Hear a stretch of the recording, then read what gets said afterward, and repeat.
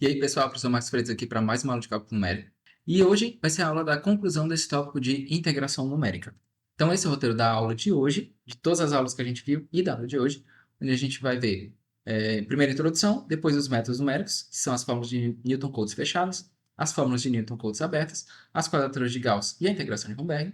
Depois a gente falou e vai falar sobre integração múltipla e, finalmente, a conclusão dessa aula de hoje. Então, a introdução é a seguinte. Suponha que eu tenha uma tabela onde eu tabelei o tempo e a velocidade de um paraquedista que está caindo. E aí eu tenho tempo, velocidade, e eu quero descobrir qual é a distância percorrida. E a gente sabe que a distância, quando eu tenho tempo e velocidade, a distância é a integral da velocidade com relação ao tempo. Só que normalmente quando a gente tem uma integral, a gente quer calcular a integral de uma função. Aqui não tem uma função, aqui eu tenho uma tabela. Então, como é que eu faço para calcular a integral de uma tabela? Então, normalmente, quando a gente está lá estudando cálculo, a gente calcula a integração analítica, a gente tem uma função contínua e a gente calcula a integração analítica dela. Aqui no nosso caso, normalmente o que a gente tem é uma tabela de pontos. Então, eu não sei como é a função contínua. Eu sei que existe uma função contínua que gerou aqueles pontos, mas eu não sei como é essa função contínua. Ou então, pode até ser que eu saiba essa função contínua, mas ela é tão difícil de integrar de maneira analítica que é mais fácil eu fazer a integração numérica dessa função contínua. Então, a ideia é a seguinte. Lá na integração analítica, a que a gente quer calcular, quando a gente faz essa integral de a até b de y dx, onde y é uma função de x, a gente quer calcular a área que essa função faz embaixo dela, ou seja, do eixo x até a própria função, dentro desse intervalo que vai de a até b. A gente quer calcular essa área bem aí. E o que a gente faz aqui a gente vai transformar aquilo em quadratura, ou seja, a gente vai transformar em uma soma de áreas de retângulos, tá? Então, para cada valor de x, a gente vai ter um certo valor de y, e a gente vai ter, isso vai me dar a altura. A gente também vai precisar ter esses valores das bases desses retângulos, né? Então, eu tenho esses valores que a gente chama de h. Normalmente, esse h é fixo, é o mesmo h. Então, a gente tem vários retângulos e soma as áreas desses vários retângulos. E somar a área de um retângulo, calcular a área de um retângulo é muito simples, é só multiplicar a base vezes a altura. A gente soma todos eles e a gente vai ter uma aproximação para a área total desse intervalo inteiro.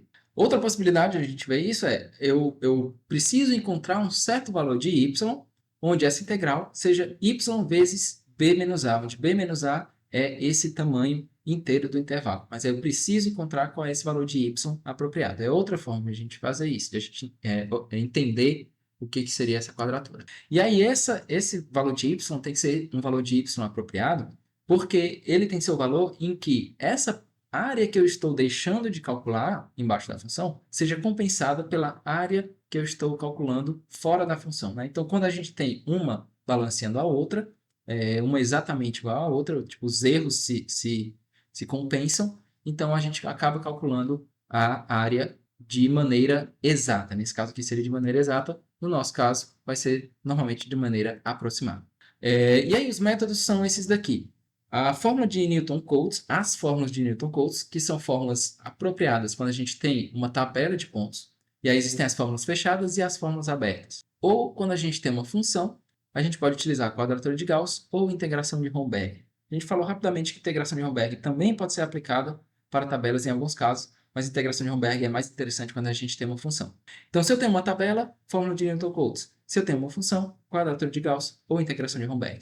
E a gente pode utilizar tanto as fórmulas de Newton-Cotes quanto as quadraturas de Gauss para aplicar integração múltipla, que a gente viu na aula passada e a gente vai falar rapidamente aqui também. Então, essas fórmulas de Newton-Cotes podem ser divididas em fórmulas fechadas e fórmulas abertas. A diferença entre elas é que, nas fórmulas fechadas, o intervalo de integração é um intervalo fechado, enquanto que nas fórmulas abertas, o intervalo de integração é aberto. O que isso quer dizer? Que nas fórmulas fechadas eu posso utilizar os valores de y nos extremos de cada um dos subintervalos, enquanto que nas fórmulas abertas eu não posso utilizar esses valores dos extremos do intervalo, porque é uma integral aberta. E a ideia por trás das fórmulas fechadas de Newton-Cotes é calcular a integral da interpolação de pontos. Então, eu tenho um conjunto de pontos, eu tenho uma tabela de pontos, eu vou aplicar a interpolação nesses pontos e eu calcular a integral dessa interpolação. Nas fórmulas abertas é bem semelhante, mas eu tenho pontos que são internos, então eu aplico uma interpolação nesses pontos internos e eu extrapolo até chegar nos limites do intervalo. E aí eu calculo a integral dessa interpolação extrapolada até os limites desse intervalo. Vamos começar pela regra mais simples, pela fórmula mais simples, que é a regra dos trapézios. É a primeira fórmula de Newton-Cotes, tá? Então, eu tenho uma tabela de pontos, onde eu tenho dois pontos. o ponto x0, y0 e o ponto x1, y1. Como é que eu faço para calcular a integral quando eu tenho somente dois pontos? Então, a ideia é que a gente vai pegar esses dois pontos e calcular um polinômio de interpolação para esses dois pontos, uma reta que passa por esses dois pontos. Essa reta que passa por esses dois pontos, quando eu vou calcular a integral dela, isso vai dar um objeto geométrico que é um trapézio. Então, daí vem o nome da regra, né? Regra de trapézio. E aí a gente sabe que a fórmula da área da regra de trapézio é base maior mais base menor vezes a altura dividido por 2. E nesse caso aqui, a base maior é o y, a base menor é o outro valor de y, tabelado. A altura é a diferença entre os valores de x. Então a gente joga na fórmula e tem essa fórmula que é h sobre 2 vezes y0 mais y1. Outra forma de a gente encontrar a mesma fórmula é a gente pega aqueles dois pontos, x0, y0, x1, y1, encontra o polinômio de interpolação e calcula a integral de x0 até x1 desse polinômio de interpolação. E a gente vai ver que dá a mesma fórmula h sobre 2 vezes y0 mais y1. Quando a gente tem vários pontos, a gente considera que vai fazer várias interpolações lineares. Então, a gente faz interpolação linear por partes. E aí a gente calcula as integrais dessas interpolações lineares. Ou seja, a gente vai fazer várias regras de trapézio e somar todas no final. Quando a gente tem uma função f de x dentro de um intervalo qualquer, e eu quero calcular a integral de a até b dessa função f de x dx, o que a gente faz é calcular a regra de trapézio. Então, a gente pega os extremos do intervalo e a gente tem um trapézio. E aí calcula a área desse trapézio. Porém, quando a gente faz isso, a gente pode acabar tendo um erro muito grande. Então, uma outra possibilidade é a gente utiliza vários pontos, onde esses pontos estão igualmente espaçados. Já que eu tenho uma função f de x, eu posso descobrir um h apropriado, posso pegar qualquer valor de h, na verdade, e descobrir pontos igualmente espaçados, e aí eu vou passar a ter erro menor quando eu calculo a regra de vários trapézios, né? Quando eu somo a regra de vários trapézios juntos. Então, quanto mais trapézios, menor o erro. Por exemplo, eu fixo esse h aí, nesse exemplo aí eu tenho h igual a 1, tenho vários trapézios, e aí eu calculo a soma das áreas desses trapézios. Então, se eu tenho, por exemplo, n subintervalos, eu posso calcular o h como sendo b menos a dividido por n, ou, de outra maneira, né, se eu tenho um tamanho h, eu calculo o n como sendo b menos a dividido por h. Mas uma vez que eu tenho esse valor de h, eu encontro os valores de x0, x1, x2, x3, x4 até xn, como sendo o x0 vai ser o primeiro valor, que é o a, extremo esquerdo do intervalo. Cada valor xi, ele é calculado como x0 mais i vezes h, e até que o último valor, que é o xn, vai ser o próprio valor de b. E aí, para cada valor de x desse, eu calculo o valor de y como sendo f de x índice i. Y índice i igual a f de x índice i. E aí eu tenho uma tabela, eu formo essa tabela de vários valores de x, vários valores de y, e aí eu jogo na fórmula da regra de trapézios. Uma outra forma que a gente pode enxergar isso é aplicar a fórmula da regra de trapézios direto na função. Então, a integral vai ser aproximada por h dividido por 2 vezes o somatório de variando de 1 até n de f de x índice i menos 1 somado com f de x índice i. Isso também dá o mesmo resultado. A gente falou sobre o erro de truncamento, que no caso da regra de trapézios, em módulo, esse erro é da ordem de h ao quadrado, dado por essa fórmula de que o erro em módulo tem que ser menor ou igual a quê? B menos a vezes emissão, vezes h ao quadrado dividido por 12, onde a emissão vai ser o maior valor do módulo da segunda derivada de t, onde t está dentro desse intervalo que vai de a até b. A gente utilizou isso para poder encontrar um certo h apropriado quando eu tenho um limite de erro para uma determinada função dentro de um certo intervalo. Então, nesse exemplo, para um erro de módulo menor ou igual que 0,0001, qual deve ser o valor de h? E aí a gente fez isso, fez aquelas contas, descobriu que o h tem que ser menor ou igual que esse valor que está bem aí mostrando, 0,00745560. Só que quando a gente utiliza aquele valor de h, o n, que é a quantidade dos subintervalos, ele não é inteiro, e a gente precisa que esse n, a quantidade dos subintervalos, seja um número inteiro. Então, o n tem que ser maior ou igual que aquele valor 1609,4435, então o n tem que ser 1610. Uma vez que a gente tem esse n igual a 1610, a gente descobre de novo o valor de h, e aí com aquele valor de h, quando a gente joga na fórmula do erro, a gente vê que o erro em módulo vai ser menor ou igual que aquele limite que a gente tinha, que é 0,0001. Quando eu tenho três pontos, existem duas possibilidades. Eu posso aplicar duas regras do trapézio para encontrar a integral, ou eu posso aplicar a regra de Simpson terço. A regra de Simpson terço, a ideia é a seguinte: eu vou encontrar um polinômio de interpolação de grau 2 e calcular a integral desse polinômio de interpolação de grau 2. Uma observação que a gente tem que fazer aqui é que a distância entre os valores de x tem que ser a mesma.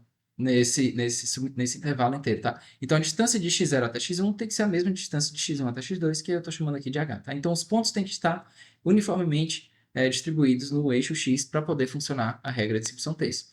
E a regra de simplificação terço, dada pela integral de x0 até x2 daquele polinômio de grau 2 de x dx, dá essa fórmula aqui, h dividido por 3 vezes y0 mais 4y1 mais y2. Se eu tenho uma quantidade maior de pontos, a gente pode aplicar várias regras de simplificação terço, que é chamada de regra de simplificação terço composta. Então, eu vou agrupando de 2 em 2 subintervalos e eu vou aplicando a cada 2 subintervalos a regra de simplificação terço. E somo todas no final. Também dá para aplicar a regra de simplificação terço para a função, onde a gente vai ter que ter uma certa quantidade par de subintervalos para poder dar certo. Então, aqui eu tenho, por exemplo, dois subintervalos. E a gente consegue ver nesse exemplo aqui, né, de maneira intuitiva, que a regra de simplificação terço tem um erro menor do que a regra dos trapézios. E eu posso fazer isso também várias vezes. Então, eu vou agrupando de 2 em 2 subintervalos com o mesmo h, e eu saio calculando as integrais de simplificação pela fórmula de simplificação terço e somo todas no final para eu ter a integral total no intervalo inteiro, tá? A ideia para descobrir os valores de x é a mesma da regra dos trapézios, com a observação de que sempre a quantidade de subintervalos deve ser par, para a gente poder agrupar de 2 em 2. E a gente também falou sobre o erro de truncamento. E a gente viu que o erro em módulo ele é da ordem de h elevado a 4 para a regra de simplificação terço. A regra de simplificação 3/8 é quando a gente tem 3 subintervalos de mesmo tamanho.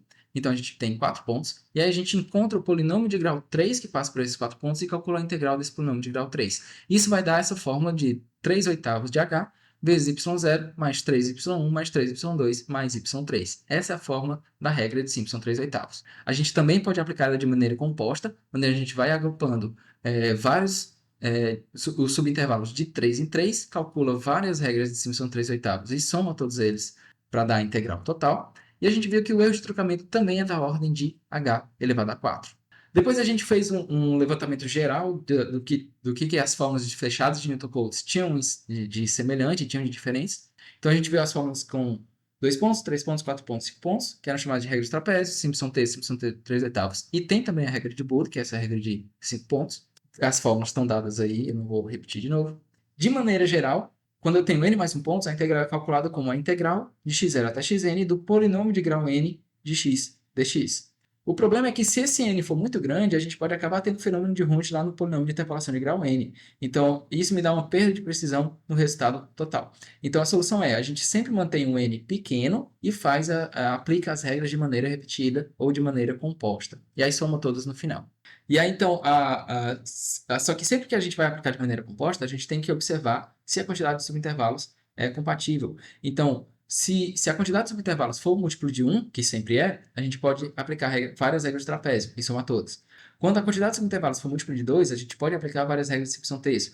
Quando a quantidade de subintervalos for múltiplo de 3, a gente pode aplicar várias regras de simplificação 3/8. Quando a quantidade de subintervalos for múltiplo de 4, a gente pode aplicar várias regras de Bode. Observação: em cada aplicação das regras, o h tem que ser constante. O tamanho dos subintervalos tem que ser o mesmo. Os erros de truncamento são esses que estão aparecendo aí. Então, a regra dos trapézios tem erro da ordem de h ao quadrado. Simplificação terço, simplificação 3/8 tem erro da ordem de h à quarta. Regra de Bode tem erro da ordem de h elevado à sexta. E esses erros, eles são interessantes porque a gente pode utilizar aquelas fórmulas do erro para calcular integrais exatas, integrais com erro igual a zero. Por exemplo, na regra dos trapézios, se eu quero calcular a integral de uma reta e eu utilizar a regra dos trapézios, o erro vai ser zero. Justamente porque na fórmula do erro da regra dos trapézios aparece a segunda derivada. E aí, se eu tenho, então, uma reta, primeira derivada vai ser uma constante, segunda derivada vai ser zero. Então, quando eu tenho uma reta e eu aplico a regra dos trapézios, o erro é zero, logo a regra dos trapézios vai calcular a integral de maneira exata. E aqui a gente viu um exemplo, onde tanto na fórmula analítica quanto no método numérico da regra dos trapézios, o valor vai ser a mesma, vai dar o mesmo valor da integral, tá? Quando eu tenho essa função, que é uma função linear. Regra de simplificação terço e regra de simplificação 3/8, elas são interessantes porque se a minha função for uma função for um polinômio de grau 3, então tanto a regra de simplificação terço quanto a regra de simplificação 3/8 vão ter erro zero, ou seja, vão calcular a integral numérica, vai dar o mesmo valor exato da integral analítica. E a gente viu também um exemplo, que o analítico dava 1891,3333 e o numérico, o simples texto, também dava 1891,33333. E aí, já que ele dá o mesmo valor do exato, a gente pode utilizar uma quantidade mínima de pontos. Então, por exemplo, se eu tenho uma função que é um polinômio de grau 3 e eu vou aplicar simples terço, eu utilizo apenas 3 pontos. Eu não preciso utilizar mais do que isso, porque a integral já vai ser exata. De maneira geral, quando eu tenho n mais 1 pontos ou n subintervalos, e esse n é ímpar, o erro vai ser da ordem de h elevado a n mais 1. Quando o n for par, o erro vai ser da ordem de h elevado a n mais 2, dados por essas fórmulas que estão aparecendo bem aí. Isso tem consequências, porque, por exemplo, simples terço e simples 3/8 têm erros de mesma ordem, h elevado à quarta. Isso quer dizer o quê? Isso quer dizer que eu posso combinar as regras de simples terço e as regras de simples 3/8. Daqui a pouco a gente vai falar sobre isso, tá? Quando eu tenho pontos não uniformes, pontos onde o h varia, onde as distâncias são diferentes, existem algumas restrições na aplicação das fórmulas de Newton-Cotes, tá? Bom, quando os H são diferentes, eu posso sempre aplicar várias regras de trapézio. Sempre eu posso aplicar várias regras de trapézio, mesmo quando os valores de H são diferentes. Posso aplicar várias regras de Simpson-Terço? Depende, porque cada aplicação de Simpson-Terço, o H tem que ser o mesmo. Então, por exemplo, nessa primeira aplicação, que vai de 0 até 2, o H é igual a 1. Na segunda aplicação, que vai de 2 até 6, o H é igual a 2. Então, para esse exemplo, sim, eu posso, porque dentro de cada aplicação da regra de Simpson-Terço, o H é constante. Mesmo que entre aplicações diferentes o H varie, na mesma aplicação, o H é constante. Se eu tiver distâncias diferentes, pode ser que eu não consiga calcular. Então, regras de trapézios? Sim. Regras de trapézios, eu sempre posso utilizar várias regras de trapézio, independente do valor de H. Simpson-Terço, nesse exemplo aqui, não. Por quê? Porque na integral que vai de 8 até 12, o valor de H não é constante. O valor de 8 até 12, eu tenho os pontos que são o ponto 8, 11 e 12. Então, a distância de 8 para 11 é 3, distância de 11 para 12 é 1. Então, eu não consigo aplicar a regra de Simpson 1/3 aqui nesse último, nessa última intervalo, que vai de 8 até 12. Tá? Então, nesse caso aqui, eu não poderia aplicar várias regras de Simpson terço, eu teria que ficar somente com as várias regras do trapézio. Então, regra do trapézio sempre posso aplicar de maneira repetida, mesmo que os pontos não sejam uniformes. Qualquer outra regra vai depender dos tamanhos do seu intervalo dentro da aplicação. A distância deve ser constante dentro de cada aplicação, mesmo que entre aplicações diferentes ele varie. E, como eu mencionei anteriormente, quando eu tenho uma certa quantidade de subintervalos em que não dê para aplicar, por exemplo, somente Simpson terço ou somente Simpson 3/8, por exemplo, eu tenho aqui 5 subintervalos. 5 subintervalos eu não consigo aplicar só Simpson terço, eu não consigo aplicar só Simpson 3/8. Mas eu posso combinar as duas, fazer o primeiro Simpson terço e depois Simpson 3/8, desde que cada aplicação tenha o H constante, tá? Por que eu posso combinar Simpson terço com Simpson 3/8? Porque os dois têm erro da ordem de H elevado a 4. Então, como o erro é de mesma ordem, eu posso combinar as duas. Fazer primeiro uma, depois a outra e somar as duas no final. Então, se eu tenho regras com erro de mesma ordem, eu posso combinar. Quando eu não tenho regras com erro de mesma ordem, não é interessante que a gente combine elas duas, tá? Então, regras de trapézios, eu sempre vou aplicar regras de trapézio. Simpson, eu posso combinar Simpson terço com Simpson 3/8. Fórmulas abertas de Newton-Cotes são aquelas fórmulas onde o intervalo de integração é aberto. Então, não posso utilizar os pontos extremos do intervalo. Para eu chegar, então, nesses pontos extremos, o que a gente vai fazer é pegar os pontos internos, aplicar uma interpolação, extrapolar essa interpolação e calcular a integral dessa extrapolação da interpolação. Isso quer dizer o quê? Vamos supor que eu tenho aqui um único ponto, onde eu tenho valores de x e y. Mas eu quero calcular de x0 até x2, mas eu só tenho o valor de y no x1. Então, o que a gente pode fazer? Bom, eu posso pegar esse ponto, y1, e calcular uma interpolação, que a interpolação de grau zero é uma constante, e eu extrapolo essa interpolação para o intervalo que vai de x0 até x2. E aí eu calculo a integral disso daqui. Esse objeto é um retângulo, e aí a gente calcula facilmente a integral desse retângulo como 2h vezes y1. É base total vezes altura. Quando eu tenho essa é a fórmula de dois pontos, é quando eu tenho dois pontos internos, eu tenho x1, y1, x2, y2, mas eu quero calcular a integral de x0 até x3. Sempre observando que os valores dos subintervalos, os tamanhos dos subintervalos são iguais, todos eles iguais a h. Então, o que a gente faz é, A gente calcula a reta de y1 até y2, né? Desses pontos x1, y1 até x2, y2, e a gente extrapola essa reta para ir do intervalo que vai de x0 até x3 e calcula a integral desse trapézio inteiro. Isso vai dar 3h sobre 2 vezes y1 mais y2. Fórmula de 3 pontos é quando eu tenho 3 pontos internos, mas eu quero calcular a integral de x0 até x4, dá essa fórmula que está aí, 4h sobre 3 vezes 2y1 menos y2 mais 2y3. E existe também a fórmula de 4 pontos, que precisa ter 5 subintervalos para poder ser utilizado. A fórmula aberta de Newton-Cotes tem essa regra geral. Quando eu tenho n pontos internos, ou seja, n mais 1 subintervalos, a gente vai calcular o polinômio de grau n menos 1 desses pontos internos, de x, e calcular essa integral do intervalo que vai de x0 até xn mais 1, desse polinômio de grau n menos 1 de x dx. E a gente também pode aplicar essas regras abertas de maneira composta, onde eu tenho várias aplicações da regra com 1 ponto, várias aplicações da regra com 2 pontos, várias aplicações da regra com 3 pontos, várias aplicações da regra com 4 pontos, e assim por diante, e a gente soma tudo no final. Os erros é muito semelhante às fórmulas fechadas, então a fórmula com 1 ponto tem erro da ordem de h ao quadrado, e a fórmula com 2 pontos também tem erro da ordem de h ao quadrado. A fórmula com 3 pontos e a fórmula com 4 pontos também tem erro de mesma ordem, que nesse caso que vai ser h elevado à quarta. E como existem fórmulas diferentes com erro de mesma ordem, a gente pode combinar elas. Então, eu posso combinar a fórmula com 1 ponto com a fórmula com 2 pontos. Eu posso combinar a fórmula com 3 pontos com a fórmula com 4 pontos, mas a gente não pode combinar entre elas. Eu não posso pegar uma fórmula com 1 ponto e combinar com a fórmula com 4 pontos, por exemplo.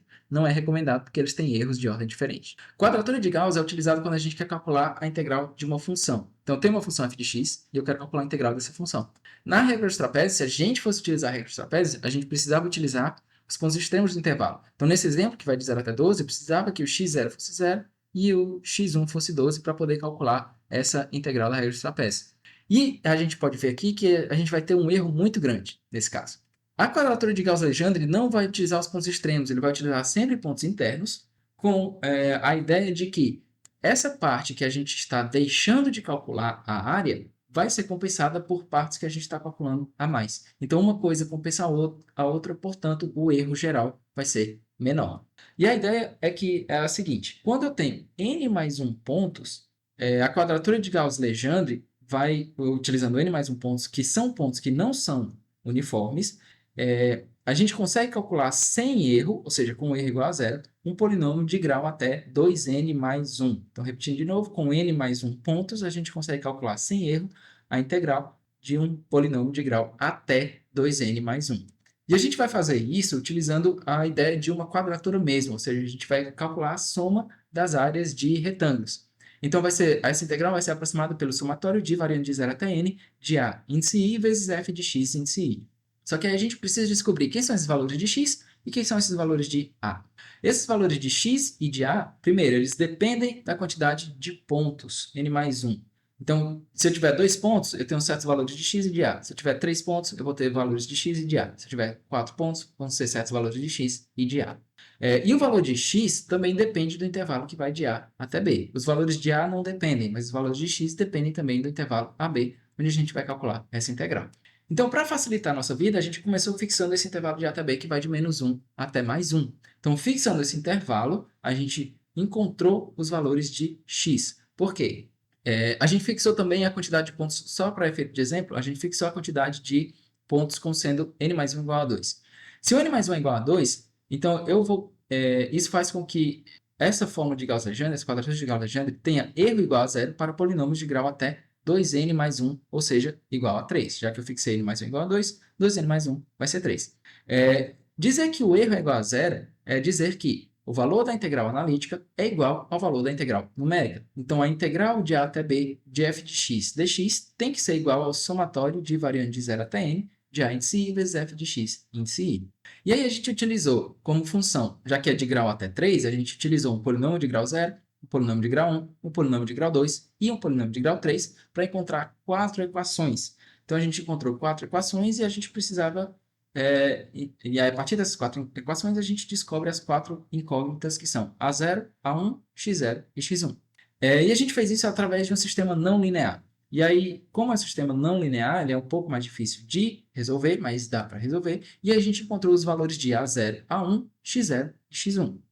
Só que aí, a cada quantidade de pontos diferente, a gente vai ter valores de x diferentes e valores de a diferentes. E aí, alguém já fez isso, né? E aí são essa tabela aí que está sendo mostrada na tela. Então, para cada valor de x, desculpa, para cada quantidade de pontos, eu tenho certos valores de x e eu tenho certos valores de a. Existem algumas propriedades, por exemplo, esses valores de x estão sempre no intervalo que vai de -1 até +1, e a soma dos valores de a vai ser sempre 2. Aquela tabela, ela funciona quando eu tenho um intervalo que vai de -1 até 1. E se eu tiver um intervalo qualquer que vai de A até B? Quando isso acontece, a gente precisa pegar aqueles valores de x, né, que seriam de x, que estão no intervalo de -1 até 1, e levar para o valor real de x, que é o intervalo que vai de A até B. Então, aquele valor de -1 até 1, a gente passou a chamar de t, e não de x. A gente passou a chamar de t, então t são aqueles valores que estão dentro do intervalo que vai de -1 até +1, e a gente precisa transformar eles para valores que estão no intervalo que vai de a até b, que é justamente o domínio da função f de x. E a gente viu que para fazer isso, a gente vai utilizar essa fórmula x de t igual a mais b dividido por 2, somado com b menos a dividido por 2 vezes t. Utilizando essa fórmula, essa função x de t, a gente pega cada valor de t que está no intervalo de -1 até 1 e leva para o valor de x que está no intervalo de a até b. Mas, como a gente está mudando essa variável de x para t, a gente tem que fazer algumas operações na integral. Então, a aproximação da integral vai ser dada por b menos a dividido por 2, onde esse b menos a, né, é justamente o tamanho do intervalo, AB. Então, b menos a dividido por 2, vezes o somatório de variando de 0 até n, de a índice i, vezes f de x de t índice i, onde t índice i são justamente aqueles t tabelados, e a índice i são justamente aqueles a tabelados. E aí a gente fez um exemplo, onde eu tenho essa função, que eu quero calcular a integral no intervalo que vai de 0 até 12, e pela fórmula da quadratura de Gauss-Legendre, a integral vai ser aproximada por b menos a sobre 2 vezes esse somatório, de variando de 0 até n, de a índice i, vezes f de x de t índice i, onde x de t é dado por a mais b sobre 2, somado com b menos a sobre 2 vezes t. Então, a ideia é, eu decido a quantidade de pontos, por exemplo, eu quero fazer com 3 pontos. Uma vez que eu decidi a quantidade de pontos, eu vou lá na tabela e eu vejo quais são os valores de t e vejo quais são os valores de a. Para cada valor de t, a gente descobre o valor de x, jogando naquela função x de t. Para cada valor de x, a gente descobre f de x. Para cada valor de f de x, a gente multiplica com o seu a correspondente. Depois, soma tudo. E no final, a gente multiplica por b menos a sobre 2 para descobrir o valor da integral. Então, esse é o processo da quadratura de Gauss-Legendre. O erro de truncamento não é tão fácil de descobrir, porque ele não é dado em termos de h, já que não existe h, porque os pontos não são igualmente espaçados. E existem outras quadraturas de Gauss, por exemplo, para funções específicas e para intervalos específicos. Por exemplo, a quadratura de Gauss-Chebyshev, quadratura de Gauss-Laguerre, quadratura de Gauss-Hermite e essa quadratura para a singularidade logarítmica. Depois a gente viu a integração de Romberg. A integração de Romberg é uma aplicação da extrapolação de Richardson, que a gente tinha visto para a derivação numérica, só que agora a gente vai aplicar a mesma ideia para integração, que é chamada de integração de Romberg. Então, a integração de Romberg funciona o seguinte: dadas duas estimativas calculadas pelo mesmo método, porém com valores diferentes de h, a gente vai encontrar uma terceira estimativa, uma terceira aproximação, que ela é melhor que as duas anteriores. Então, a ideia é, dada uma função f de x, a gente vai utilizar a regra dos trapézios com h's diferentes, onde eu começo com um certo h, e o próximo h vai ser metade do h anterior. Então, nesse exemplo aqui, eu comecei com h igual a 12, depois eu fiz com h igual a 6, e eu calculei a regra dos trapézios para h igual a 12, e depois para h igual a 6. E aí a gente vai nesse caso, a gente sabe calcular o valor exato. Então, como a gente sabe calcular o valor exato, a gente tem como calcular o erro. E aí a gente pega esses dois valores que foram calculados pela regra do trapézio e vai utilizar a fórmula da extrapolação de Richardson, que é essa mesma fórmula da integração de Romberg, para poder encontrar uma nova aproximação. E essa nova aproximação vai ser calculada como? A partir das duas aproximações anteriores. Nesse caso aqui, vai ser a integral mais aproximada, que era a integral com h igual a 6, somado com 1/3 da diferença entre o h igual a integral com h igual a 6 e a integral com h igual a 12. Então, vai ser sempre a melhor aproximação somado com 1/3 vezes a diferença entre a melhor aproximação e a pior aproximação. Isso vai dar uma terceira aproximação, onde essa terceira aproximação vai ser melhor que as duas anteriores. Nesse exemplo aqui, o erro dele foi 1,843, bem menor do que os dois erros anteriores. E a gente pode fazer isso várias vezes. Então, para eu fazer mais uma vez, eu divido o h por 2, calculo a regra dos trapézios, pego essas duas consecutivas, essas duas últimas consecutivas, encontro uma nova regra, aplico novamente a integração de Romberg para calcular uma nova aproximação, E eu pego essas duas aproximações de Romberg e eu aplico a mesma fórmula da integração de Romberg, porém com uma constante diferente, para eu ter um valor ainda mais aproximado. Nesse caso aqui, a constante é 1 dividido por 15. No caso anterior, a constante era 1 dividido por 3, e aqui vai ser 1 dividido por 15. Posso fazer isso mais uma vez, onde eu divido o h por 2 de novo, calculo regra dos trapézios, calculo Romberg com a constante 1 dividido por 3, calculo Romberg com a constante 1 dividido por 15 e calculo Romberg de novo com a constante 1 dividido por 63. E a cada vez que eu aplico isso, a minha aproximação vai ficando cada vez melhor. Então, a ideia é, de uma aplicação para outra, a gente vai dividindo o h por 2, de uma linha para outra, nesse caso aqui que eu estou mostrando tudo, de uma linha para outra, a gente divide o h por 2. Primeiro, a gente calcula a regra dos trapézios, que é a regra mais rápida, mais fácil da gente calcular, e de cada coluna para outra, a gente vai aplicar a fórmula da integração de Romberg. A integração de Romberg tem essa fórmula de que a nova aproximação vai ser calculada com base em duas aproximações anteriores, onde eu vou ter das duas anteriores, eu tenho uma que é melhor do que a outra.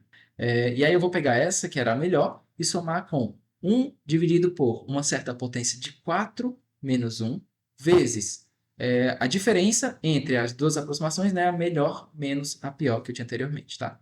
E aí a gente vê claramente que é 1 dividido por uma certa potência de 4 menos 1, quando a gente vê aqui, faz as contas, né, e vê que é 1/3. 1/3 é 1 dividido por 4 menos 1, da primeira coluna para a segunda. Na próxima aplicação, vai ser 1 dividido por 16 menos 1. 16 é 4 ao quadrado. Na próxima aplicação, é 1 dividido por 64 menos 1. 64 é 4 elevado ao cubo. Na próxima aplicação, vai ser 1 dividido por 256 menos 1, onde 256 é 4 elevado a 4. E assim por diante, tá? Eu poderia ter mais passos. Quando é que a gente para de aplicar, de fazer isso, de criar uma nova linha, de dividir o h por 2, calcular trapézio e aplicar o Romberg várias vezes? A gente para de fazer isso quando a diferença entre as duas últimas aplicações da regra de Romberg for bem pequena. E aí esses dois últimos são quais? Podem ser dois últimos na mesma linha ou podem ser dois últimos na diagonal. Quando isso acontecer, a gente pode parar de aplicar a integração de Romberg. Quando a gente está utilizando a regra dos trapézios, o erro da regra dos trapézios é da ordem de h ao quadrado. Mas a cada aplicação da regra de Romberg, esse erro vai diminuindo. Então, na primeira aplicação, diminui para h elevado a quarta, depois h elevado a sexta, depois h elevado a 8, depois h elevado a 10 e assim por diante. Ele também pode ser aplicado para a tabela de pontos, porém, na tabela de pontos, a gente acaba limitando a quantidade de vezes que a gente pode aplicar Romberg. Enquanto que para uma função, a gente pode aplicar de maneira indefinida, porque a gente sempre pode dividir o h por 2. A integração múltipla que a gente falou também é quando a gente tem uma tabela de dados bidimensional, onde o z depende de x e de y, ou então quando a gente tem uma função bidimensional onde a função depende de x e de y. E a gente precisa calcular essa integral dupla, que é a integral de c até d, da integral de a até b, de f de xy, dx, dy. Como é que a gente faz isso? E aí a ideia é que a gente aplica a integral em cada eixo separado. Então, primeiro a gente calcula a integral no eixo x, e com o resultado da integral no eixo x, a gente calcula a integral no eixo y, pela forma que a gente quiser. E a gente pode fazer também o contrário. Primeiro calcular a integral no eixo y e depois calcular a integral do eixo x da integral do eixo y, que isso vai dar o mesmo resultado. Tá? Então, a ordem das integrais não importa. Primeiro no eixo x, depois no eixo y, ou então primeiro no eixo y, depois no eixo x. É interessante que a gente combine regras entre eixos diferentes só quando for necessário. Tá? Então, se eu for utilizar fórmulas de Newton-Cotes, a gente vai utilizar apenas fórmulas compatíveis. Por exemplo, no eixo x eu uso a regra dos trapézios, no eixo y a regra dos trapézios. No eixo x, se eu for utilizar y terço, no eixo y eu posso escolher y terço ou y 3/8, porque elas duas são compatíveis. Na quadratura de Gauss-Legendre, é interessante que nos dois eixos, a gente utilize sempre a mesma quantidade de pontos. Então, se eu escolher, por exemplo, 5 pontos para o eixo x, eu vou ter que utilizar também 5 pontos para o eixo y. E aí, com isso, a gente encerra essa parte de integração numérica, tá? Onde integração numérica vai ser sempre calculada como quadratura. A gente viu as fórmulas fechadas de Newton-Cotes, a regra dos trapézios e as regras de Simpson, e as fórmulas abertas de Newton-Cotes, que elas são utilizadas quando a gente tem tabelas de pontos. A gente viu quadratura de Gauss e integração de Romberg, que são utilizadas quando a gente tem função, normalmente. E a gente viu que pode aplicar fórmulas fechadas e fórmulas abertas e quadratura de Gauss na integração múltipla. Também é possível aplicar a integração de Romberg com a integração múltipla, que é quando a gente tem várias integrais ao mesmo tempo, tá? E aí, com isso, a gente encerra esse tópico de integração numérica. Obrigado por assistir e até a próxima aula com o próximo tópico. Valeu!